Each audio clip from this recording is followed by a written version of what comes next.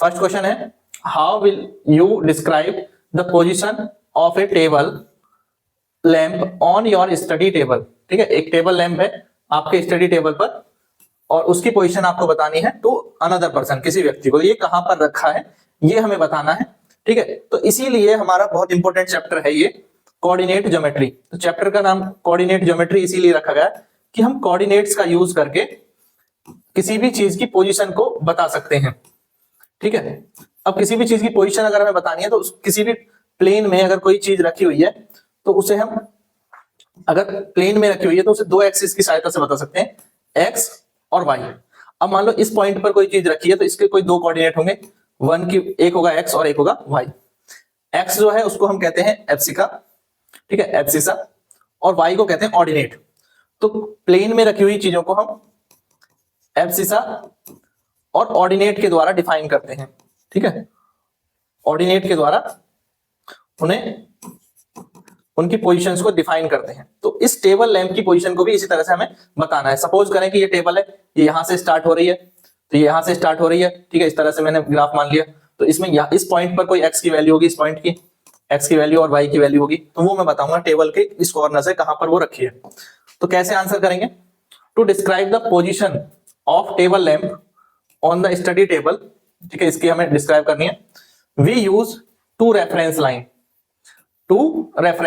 One perpendicular to it, तो ये perpendicular line हमने यहां यूज की, दिस इज वाई एक्सिस, और एक horizontal line, this is X axis.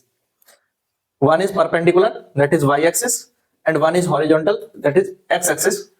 Treat the table as a plane, table क्या है, प्लेन की तरह है। तो प्लेन के दो एक्सिस हो गए एक्स और Y, with the origin at intersection of these two axis. जहां पर ये मिलेंगे वहां क्या हो जाएगा, ओरिजिन हो जाएगा। यहां पे मैंने मान लिया कि ये ओरिजिन हो गया, 0 पॉइंट हो गया। ओरिजिन के जो कोऑर्डिनेट है वो 0 0 होते हैं। ठीक है, at one corner of the table, तो हमने टेबल के एक कॉर्नर पर इसको मान लिया। ठीक है, यहां पर ये दोनों मिलते हैं। Y axis represent the length of table. ठीक है, किसी भी तरफ हम मान सकते हैं कि वाई को अगर यहां पे मान दे तो ये लेंथ हो जाएगा। ठीक है, ऐसा मान लो कि ये वाई है,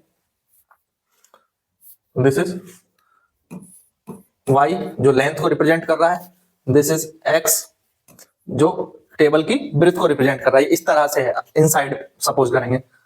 ठीक है, तो वो ब्रेथ को रिप्रेजेंट कर रहा है। तो to locate the lamp draw the a line, तो यहां पर ये एक लाइन हम ड्रॉ करेंगे, draw a line from origin to the lamp.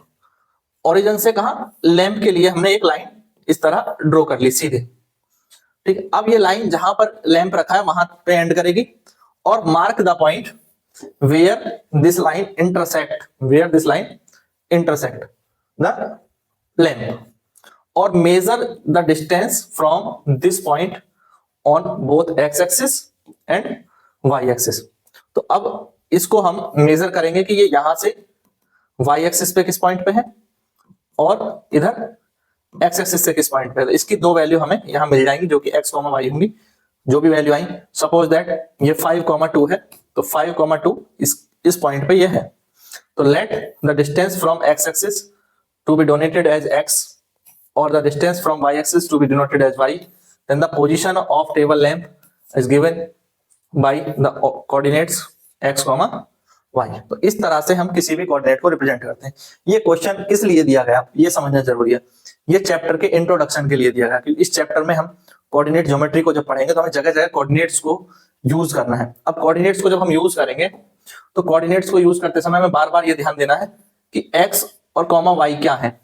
तो एक्स एक्सिस पर, इस पॉइंट की एक्स एक्सिस पर डिस्टेंस, यहां से ये डिस्टेंस, ये एक्स डिस्टेंस है, और इस पॉइंट की वाई एक्सिस पर डिस्टेंस, ये वाई डिस्टेंस है।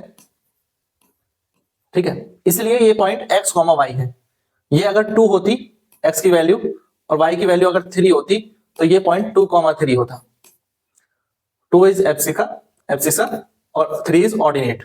तो इस तरह से हम रिप्रेजेंट करते हैं किसी भी पॉइंट को, और ये क्वेश्चन हमें यही बताता है कि कोऑर्डिनेट ज्योमेट्री में पॉइंट्स को कैसे रिप्रेजेंट करते हैं। इसलिए बहुत इंपॉर्टेंट क्वेश्चन है।